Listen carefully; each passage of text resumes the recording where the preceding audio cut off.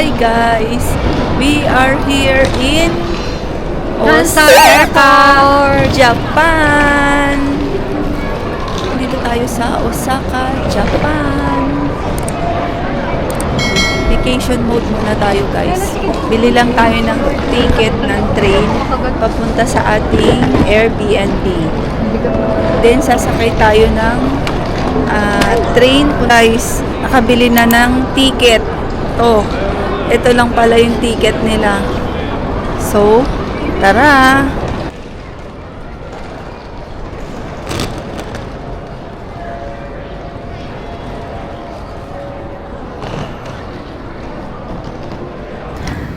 Nakasakay na kami sa train and on board na kami going to our hotel.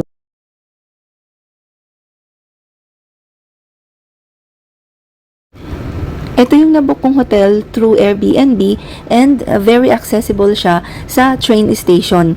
Siguro a few walks from the Shin Imamiya station, lalakarin mo lang ng konti, andito ka na sa hotel. Pag Airbnb naman, wala naman siyang problema how to get in. Yung check-in and check-out, bibigyan nila kayo ng instruction how to enter the hotel and the password, the passcode, and everything. So, let me show you guys our hotel. First, punta muna tayo sa lobby area. Pagpasok mo pa lang, mapapansin mo agad na simple pero very clean and organized yung place. Meron din silang water station which is very useful. May regular water and hot water available. So perfect if gusto mong mag-coffee, tea, or instant noodles anytime. Another thing that I appreciate is yung microwave nila. If may food ka na gusto mong i-reheat, pwede mo lang siyang initin here. Super helpful lalo na pag galing ka sa long day outside. And of course, very organized din sila when it comes to cleanliness.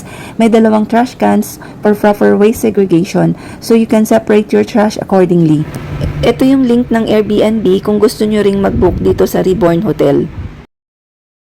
Good morning guys! So for today, we are going to Universal Studio.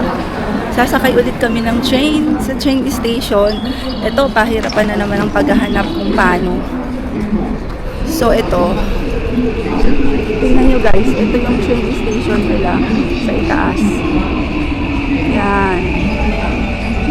Guys, finally, nakarating na kami sa Universal Studio Japan. Osaka, Japan! Madali lang pala guys. So, susundan mo lang yung Google Maps. Then, after nun, red line, tas blue line. Then, yung pamasahe, 200 yen. Yay! Isang pamasahe lang pala ang gagawin natin, no? That's, Oo. 100 800. Kasi 200, 80 pesos. 80 pesos. 80 pesos for two. So, 160 kami. I-share ko sa inyo kung paano kami pumunta from our hotel papuntang Universal Studios Japan. So ayun, we started our day early kasi super excited talaga kami. From our hotel, naglakad muna kami papunta sa nearest station. Sa Japan kasi, sobrang convenient ng transportation system nila, especially the trains.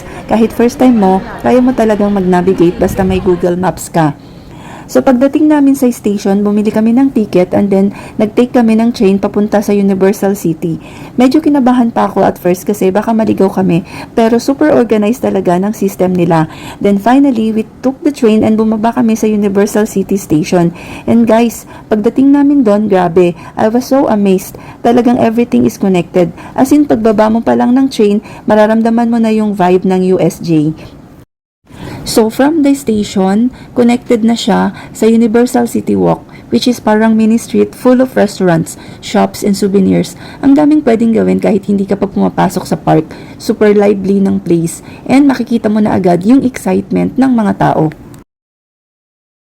Habang naglalakad kami papunta sa entrance, lalo akong na-amaze kasi ang ganda ng paligid. Ang daming colors, music, and everything feels so magical. Parang nasa movie ka na agad even before entering the park. And sobrang dali lang talaga ng travel namin from hotel to USJ. Hindi kami nahirapan at all. Kaya if you're planning to visit, don't worry kasi very tourist friendly yung train system nila. So, ayun, that's how we got from our hotel to USJ. Sa next part, isi-share ko naman yung experience namin inside the park. Sobrang sulit. Promise!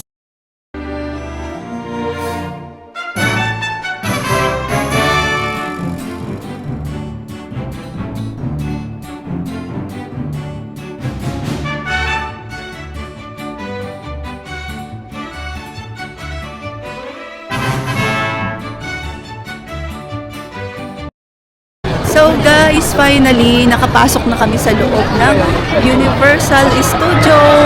So, ito na guys, pakita ko sa inyo. Ang saya!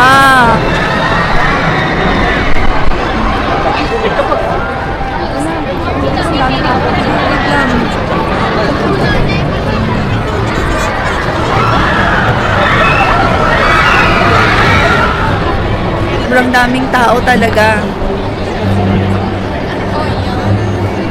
Dami palang tao dito sa Universal. Pero tara, lilibutin natin tong buong Universal Studio.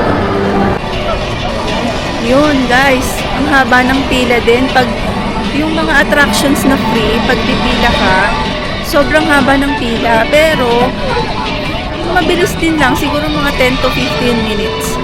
Kasi this time, it's a weekdays, hindi siya weekend. Weekdays kasi ang pinili ko para hindi masyadong crowded.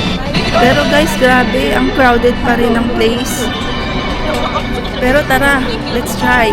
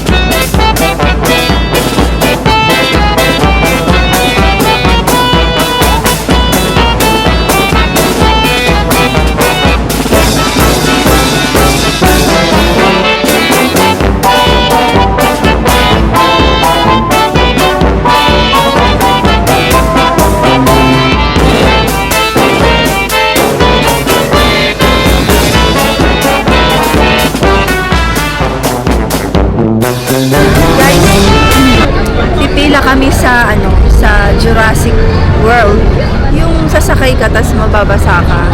Pilaw lang muna kami. Guys, alam nyo ba meron akong na-discover? Yung palang Universal Studio, di ba meron tayong pass na binabayaran? Ano pala yun? May mga attractions na hindi free, may attractions na free pero mostly free. Pero nahahati sila sa dalawa. Mayroon silang tinatawag na, alam mo yung, yung single express, no? Yung single express, yun yung magbabayad ka. Pero yung hindi siya single express, yun yung pipila ka sa queue. Yun yung free. Which is akala namin before, lahat ng nandito may bayad. Wala pala, no? So ngayon, magta-try kami sumakay sa Jurassic Park, Jurassic World. Hindi na kami nakapag-video inside kasi bawal nga. So ikikwento ko na lang yung experience namin dito sa Jurassic Park, the ride. So before anything else, medyo matagal din yung pila namin. Almost 1 hour or more. So, habang nakapila kami, inisip namin kung worth it pa siya or hindi. Pero guys, sobrang worth it talaga. Pagsakay pa lang namin, akala namin relaxing siya. Parang boat ride lang na dadaan sa jungle. And at first, ganun nga, very calm yung paligid. Ang ganda ng view, may water, maraming plants, tapos may mga dinosaurs sa paligid na parang peaceful lang. Habang tumatagal, napapansin namin na parang nag-iiba na yung atmosphere, parang may something wrong na sa paligid. Papasok na kami sa mas enclosed na area and doon na medyo nakakaramdam ng kaba.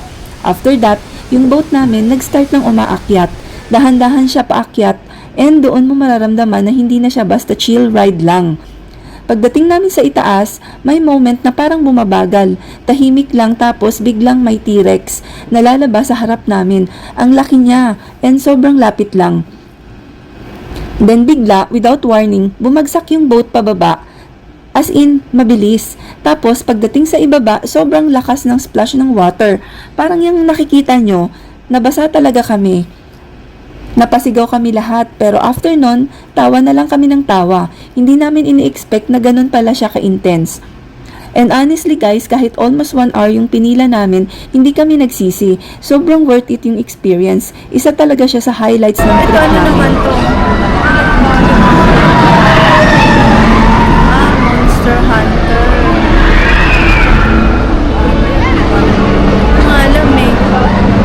Paano yung attraction na play dun sa ticket natin? Hindi ata. Kasi noon may QR code.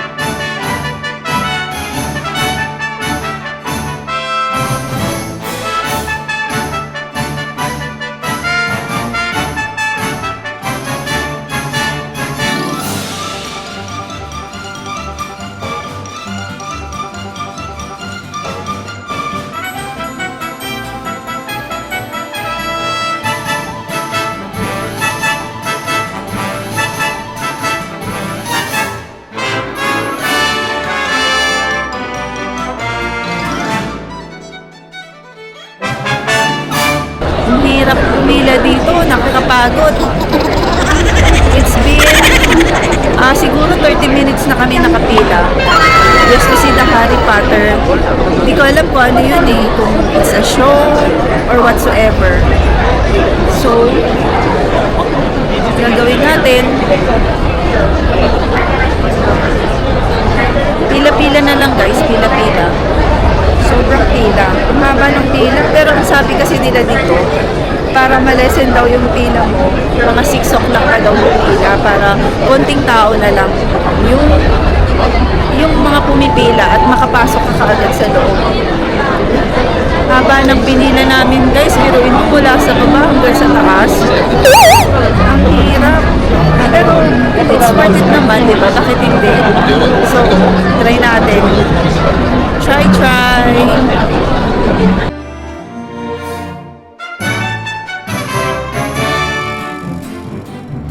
So, kahit mahaba ang pila, ito talaga yung pinakaaabangan ko. Yung The Wizarding World of Harry Potter. Ang ganda daw kasi. Parang ang surreal ng moment. Kasi dati, napapanood ko lang siya sa TV, tapos ngayon, nasa harap ko na siya. Then, we decided to try the main ride inside Hogwarts. Then, nung ride na, grabe, hindi siya basta ride lang, parang nasa movie ka na. Parang lumilipad ka, tapos kasama mo si Harry, Hermione, and Ron. May scenes with dragons, Dementors, and ang daming nangyayari na hindi ka mabubore kahit isang second. Yung feeling na halo ng excitement and pagka-amaze. At some point, napangiti na lang ako kasi parang na-experience ko talaga yung world na pinapanood ko lang dati. At sobrang worth it siya talaga.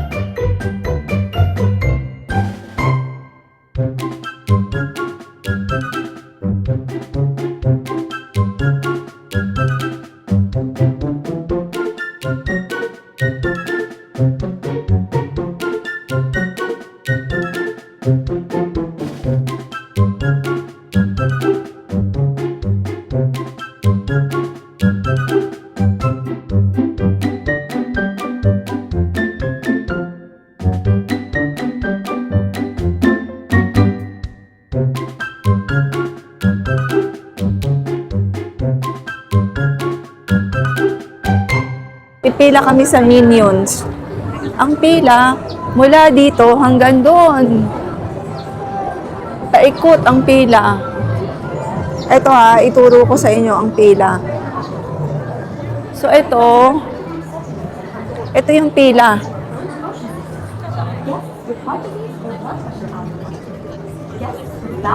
Yan.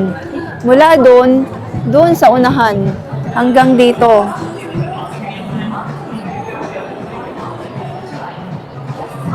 Kaso, natrap na kami, hindi namin alam kung saan papasok.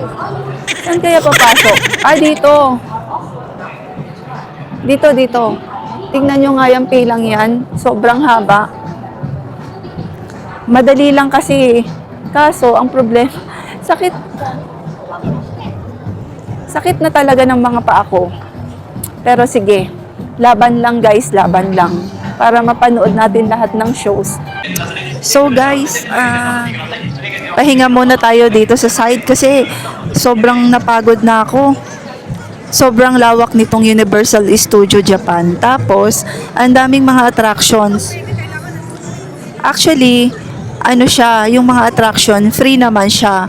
Kaso, ang nakakapagod talaga guys, yung pipila ka, tapos yung show, mga 10 to 15 minutes lang. Pero yung pagpila mo, it's around yung pagpila mo guys, aabot ng 1 to 2 hours. Pero worth it naman.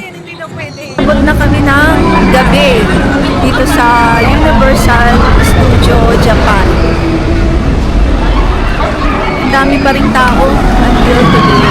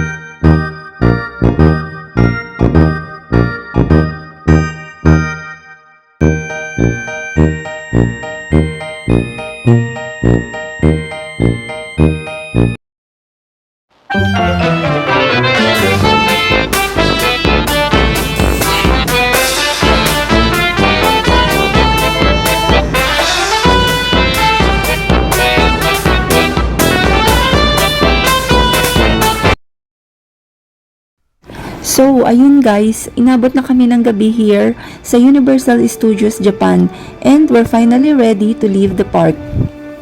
Paglabas namin, napatingin talaga kami sa paligid. Ang ganda pa rin at kahit gabi na, lalo na siyang nagiging magical with all the lights. Parang ayaw mo pa umuwi honestly. Sobrang nakakapagod yung buong day kasi ang dami naming nilakad and pinilahan. May mga rides na inabot talaga kami ng mahaba, almost 1 hour or more. Pero you know what? Kahit mahaba yung pila, it was all worth it. Na-experience namin yung so many attractions in one day, like yung mga 3D na movies, tapos yung Wizarding World of Harry Potter, the Jurassic Park ride, and of course, yung Minions na super fun din. Each ride has its own experience. Lahat memorable in different ways. May mga thrilling, may magical, may funny. So habang papalabas kami, parang nagre-recap kami ng buong day namin and napapasabi na lang kami na ang saya. Nakakapagod, oo, pero sobrang sulit. So, if you're planning to visit, be ready sa long lines and walking. But trust me, it's all part of the experience.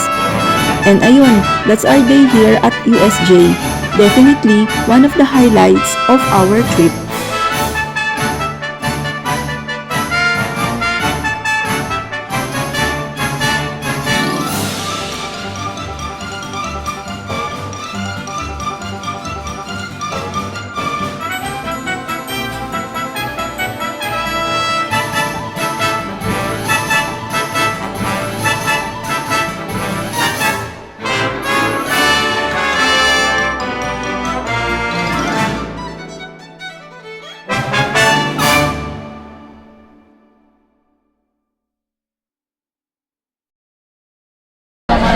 Guys, after long hours of waiting, ito na. Let's eat. Yay! Kakain muna ako guys kasi gutom na gutom ako. One day kaming naglakad sa Universal Studio. So, it's time for us to reward ourselves, guys. Let's eat. We ordered pizza, and then merong rice because rice is life. Meron siyang spinach, and then meron siyang beef patties, 2 pieces chicken, corn, and shrimps. Bon appetit!